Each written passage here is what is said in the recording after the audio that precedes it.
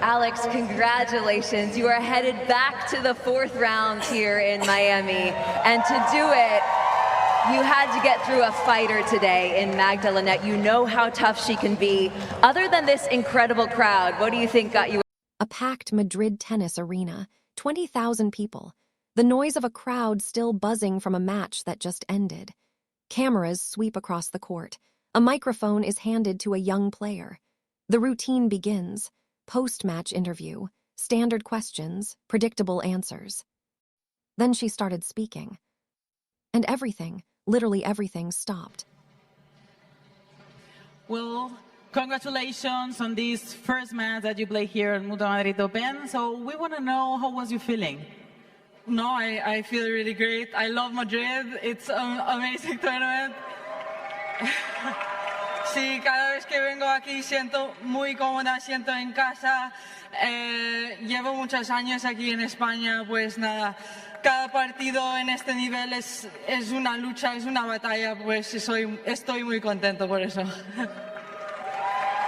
The girl holding that microphone was Alex Eala, a teenager from the Philippines. And the Spanish she spoke in that moment was not the Spanish of a tourist reading from a phrase book. It was not the Spanish of an athlete who memorized 2 lines backstage. It was not careful. It was not slow. It was not rehearsed. It was real. The crowd felt it within the first sentence. The reaction was not polite applause. It was not the kind of encouraging cheer you give someone for trying. It was something far more powerful.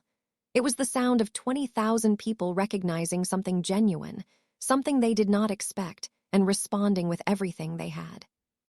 And in the broadcast booth, Boris Becker, one of the most decorated tennis minds in the history of the sport, went completely silent. That silence told you everything you needed to know. Post-match interviews in professional tennis follow a pattern. International players competing in Spain almost always attempt a few lines in Spanish. It has become something of a tradition. The crowd appreciates the gesture. They clap. They cheer encouragingly. The player smiles, relieved. Everyone moves on. What Alex Eala did was nothing like that. The difference was not in the words she chose. It was in how those words came out. There were no pauses, no hesitations, no moments where you could see her searching for the right phrase. Her sentence construction was natural. Her packing was fluid. Her pronunciation carried the rhythm of someone who had been living inside the language, not just studying it. Spanish audiences have seen hundreds of international players attempt Spanish on court. They know the difference between effort and fluency. They can hear it within the first few seconds. And what they heard from Eala was not effort. It was identity. One commentator put it perfectly. What the crowd heard wasn't effort. It was identity. That single observation explains the eruption. The crowd was not cheering because a foreign player tried her best. They were cheering because, in that moment, she didn't feel foreign at all. She felt like one of them. And that realization, that unexpected, unscripted realization, hit 20,000 people at exactly the same time. Now let's talk about Boris Becker, because his reaction matters enormously here. Becker is not just a former world #1. He is not just a 6-time Grand Slam champion. He is a man who has spent decades inside professional tennis, as a player, as a coach to Novak Djokovic, and as a broadcaster and analyst who has commentated on some of the most iconic moments in the sport's modern history. He has watched Roger Federer. He has watched Djokovic. He has watched a generation of extraordinary athletes perform extraordinary things. His entire job as a broadcaster involves continuous verbal output, analysis, context, explanation, commentary. Silence is not part of the job description. But when Alex Eala spoke, Becker went quiet. And the reason he went quiet is something very specific.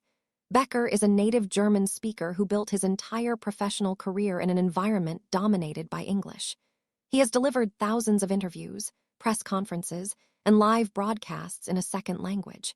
He knows, from lived personal experience, what it takes to move beyond functional language use into genuine fluency. He wasn't surprised by what he heard. He was recognizing it. There is a massive difference between surprise and recognition. Surprise is what you feel when something unexpected happens. Recognition is what you feel when you see something you deeply understand, something you know the price of being demonstrated in front of you. Becker recognized the years of work embedded inside those sentences. He recognized what it costs to get there. And for a moment, that recognition was bigger than words. To understand how Alex Eala got here, you have to understand where she went. The Rafa Nadal Academy sits in Manacor on the island of Majorca, Spain. It is not a weekend training camp. It is not a short-term development program.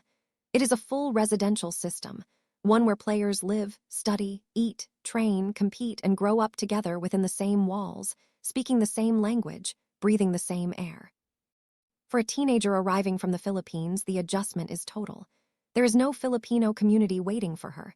There is no English safety net built into daily life. The coaches speak Spanish. The drills happen in Spanish. The conversations in the dining hall, the instructions on the court, the jokes between training sessions, all of it Spanish. This is what full immersion actually looks like. Not a language class, not a tutor twice a week, not an app on your phone. Full immersion means that the language stops being something you use and starts being something you live in. Most international players who train in Spain develop what could be called survival Spanish, enough to get through the day, enough to follow basic instructions, enough to order food and navigate essential interactions. Functional but thin, sufficient but not deep. Alex Eala went further than that, significantly further. There is a specific threshold in language acquisition that linguists have studied for decades. On one side of that threshold, you are constructing sentences. On the other side, you are simply speaking. On one side, you are translating from your native language in real time, building phrases word by word and checking them as you go. On the other side, thoughts form directly in the new language without any conversion process at all. That threshold is the line between performance and fluency. Most people who learn a foreign language as adults never fully cross it. They become skilled performers, capable, competent, impressive even, but there is always a slight mechanical quality to their speech. A tiny delay, a visible effort, a breath before a complex sentence. Alex Eala crossed that line. When she spoke in Madrid, she wasn't translating. She wasn't performing. She was thinking in Spanish. The thoughts formed in Spanish before they became words. The sentences arrived naturally because they were never constructed.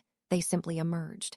This is the stage of language acquisition where a second language stops feeling like a second language and starts feeling like a part of who you are. She didn't translate. She thought in Spanish, and 20,000 people heard the difference. It is important to understand what actually happened inside that arena when Eala began speaking.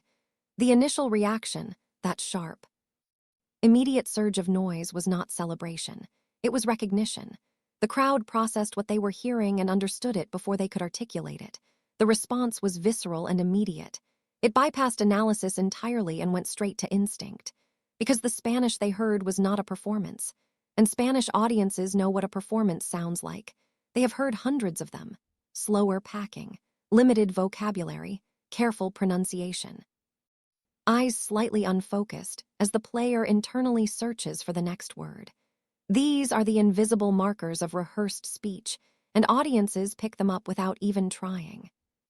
None of those markers were present when Eala spoke. The rhythm was natural. The vocabulary was contextually appropriate. The sentences had variety and spontaneity. There was no moment where she slowed down to find the right word because she always already had it. She's not visiting. She belongs here. That realization, arriving simultaneously for 20,000 people, is what produced that eruption. Not encouragement, not politeness, recognition. And recognition, in a crowd that size, sounds like thunder. Rafael Nadal has always spoken about tennis as something bigger than sport. The academy that bears his name was built on the idea that developing an elite athlete means developing a complete person, someone with discipline, resilience, cultural awareness, and the capacity to adapt across every dimension of life. The structure of the academy reflects this philosophy. Players do not simply train and then return to a comfortable bubble of their home culture. They integrate. They share living spaces with players from across the world. They study together. They compete together. They grow up together.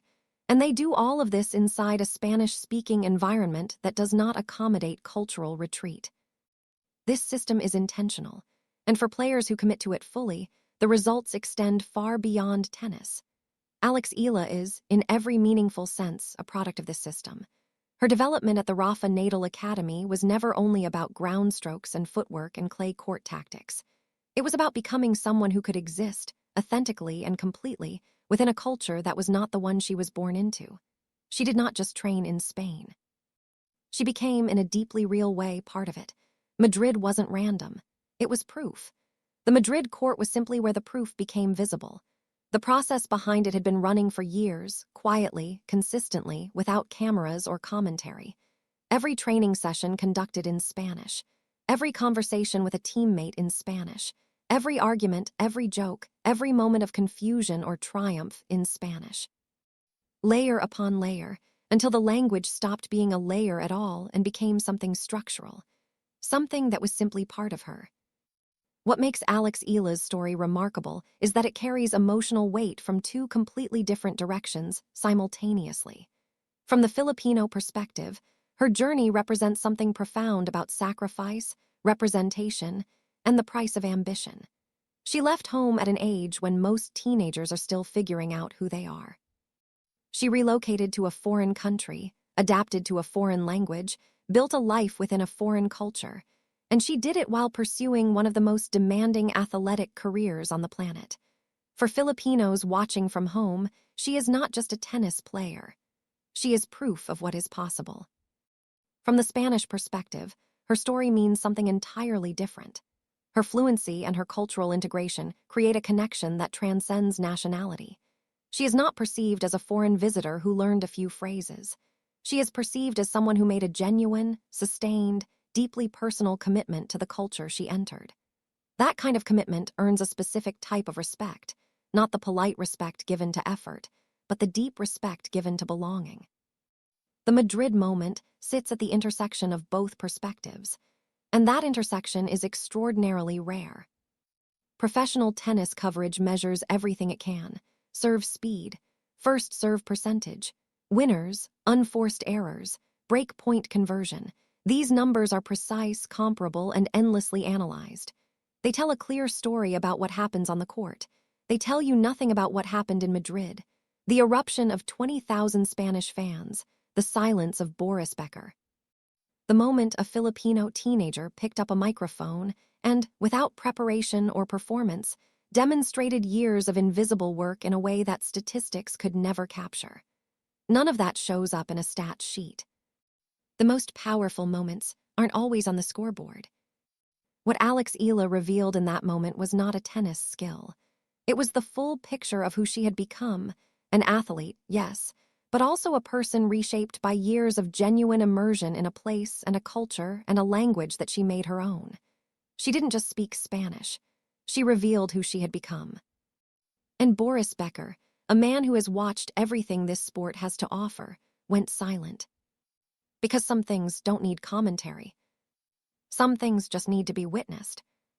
This is what happens when you go deeper than talent.